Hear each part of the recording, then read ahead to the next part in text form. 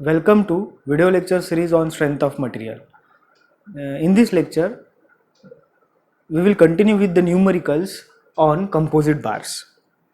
Now, this numerical is similar to the previous numerical. The only change is that in this case, stresses are given and we have to calculate the total load which this section will be able to carry, or maximum load which this section will be able to carry. In the previous numericals, what was given?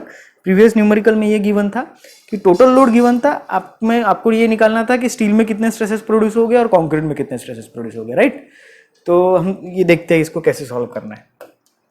Now सबसे पहले हम given data लिख लेते हैं।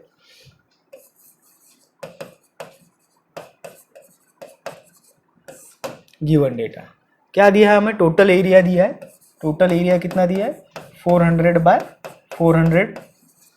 Okay, 4 bars of 20 mm दिया है।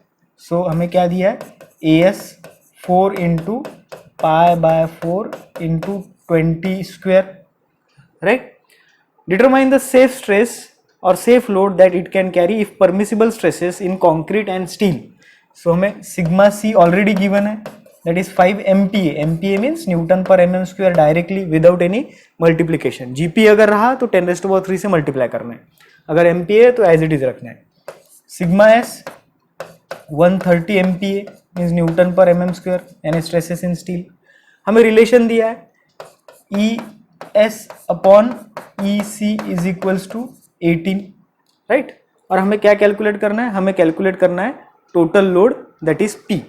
सो यहाँ पे लिख लेते हैं to find is P। Okay,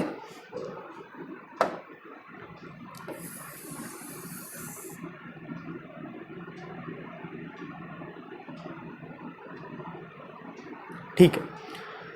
अब जैसे हम हमेशा न्यूमेरिकल सॉल्व करते हैं, कंडीशन 1 कंडीशन 2 लेके, वैसे हम कैलकुलेट करेंगे, लेकिन सबसे पहले हम एरिया कैलकुलेट करेंगे। सो नाउ सबसे पहले हम कैलकुलेट कर लेते हैं AS।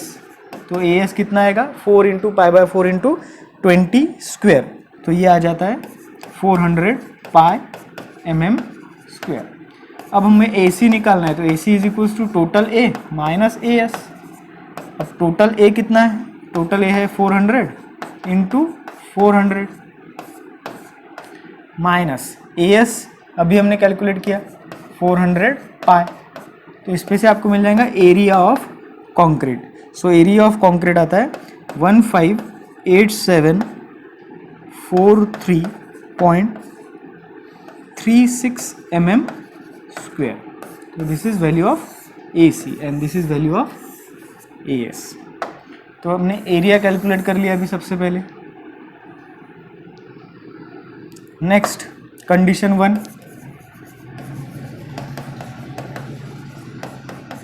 कंडीशन 1 क्या कहता है कि change in length in steel is equals to change in length in concrete.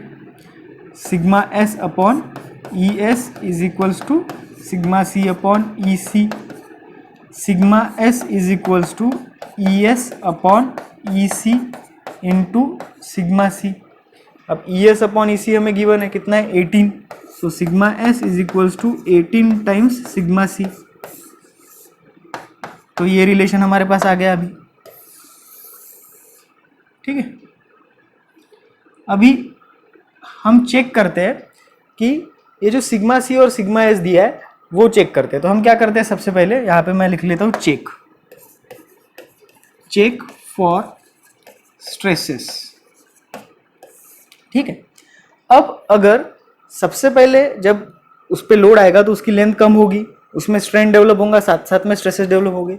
तो पॉसिबल है कि सबसे पहले कंक्रीट के स्ट्रेसेस रीच करें या फिर कभी कभी स्टील के स्ट्रेसेस रीच करें। तो जब कंक्रीट के स्ट्रेसेस 5 रीच करेंगे तब स्टील के स्ट्रेसेस कितने रीच करेंगे वो हमें पता नहीं है।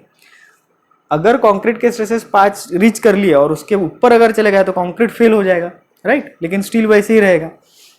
तो अभी हमें चेक करना है। तो अभी हम क्या करते हैं कि सबसे पहले सिग्मा S पुट करके देखते हैं ये इक्वेशन में, ठीक है। तो ये इक्वेशन में अगर हमने सिग्मा S पुट कर दिया तो सिग्मा C कितना आएगा, राइट। तो यहाँ पे लिखता हूँ मैं पुट सिग्मा S। अभी हम ऐसा क्यों कर रहे हैं कि हम ऐसा सोच रहे हैं कि सबसे पहले जो लिमिट है वो स्टील की खत्म हो जाएगी, स्टील के जो स्ट्रेसेस है वो पहले रीच हो जाएंगे 130 पे, right. So put sigma S is equals to 130 newton per mm square in equation 1। तो अगर हमने ऐसा किया, यहाँ पे सिग्मा एस पुट किया, तो हमें सिग्मा सी की वैल्यू कितनी मिलेंगी वो देखते हैं। हमें सिग्मा सी की वैल्यू मिल जाएंगी 7.22 Newton per mm square, which is greater than 5 newton per mm square, है ना। तो ये तो कंडीशन पॉसिबल ही नहीं है, क्योंकि मैक्सिमम कंक्रीट कितना स्ट्रेसेस ले सकता है 5, और यहाँ पे कितना आ रहा है हमारा 7, यानी ये पॉसिबल नहीं है कि सिग्मा एस 130 रहे, सिग्मा एस कहीं तो भी कम है। फिर हम सेकेंड कंडीशन लेके देखते हैं, हम पुट करते हैं अभी sigma C is equals to 5 newton per mm square in equation 1। ये इक्वेशन में पुट करके देखते हैं, sigma C is equals to 5, तो सिग्मा एस कितना आता है वो देखते हैं हम। तो यहाँ पे सिग्मा एस आता है 90 newton per mm square, which is less than 130 newton per mm square, and hence okay, no problem. यानी हमें अभी दो वैल्यूज लेनी है, सिग्मा सी 5 लेना है और सिग्मा एस 90 लेना है। तो मैं यहाँ पे लिख लेता हूँ, take sigma C is equals to 5 and sigma S is equals to 90 newton per mm square for load calculation. ठीक है, तो ये आपको ध्यान में रखना है, ये मैं साइड में यहाँ पे रख देता हूँ। Take sigma C is equals to 5 and sigma is equals to 90 for load calculation. अभी हमें कहाँ से कैसे हमने कैलकुलेट किया, तो देखो कभी भी क्या होता है कि जैसे फॉर एग्जांपल मेरे पास अभी ये दो मटेरियल है अलग अलग, राइट।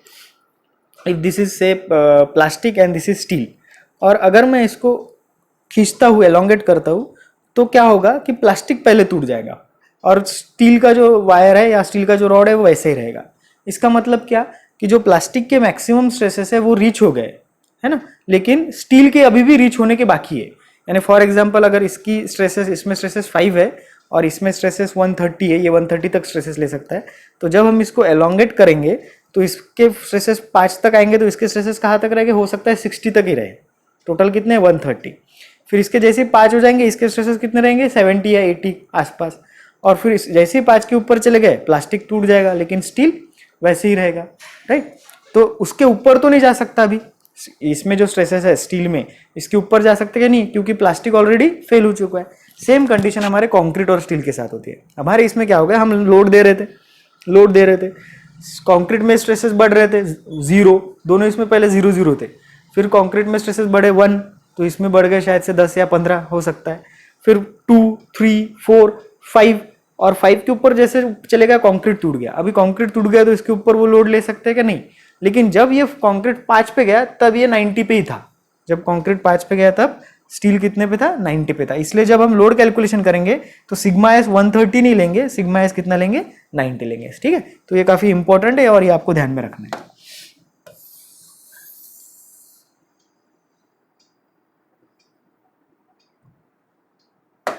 अभी हम बढ़ते हैं कंडीशन 2 की तरफ।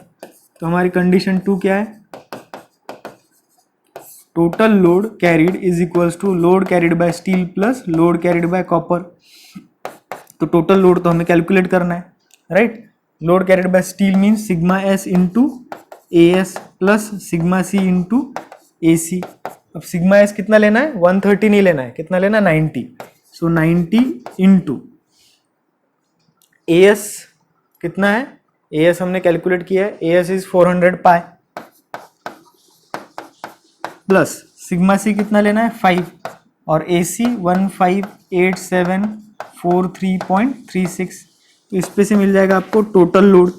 सो टोटल लोड आ जाएगा 906.814 इंटू 10⁻³ न्यूटन। इसको हम ऐसा लिख सकते हैं 906.814 किलो न्यूटन, राइट।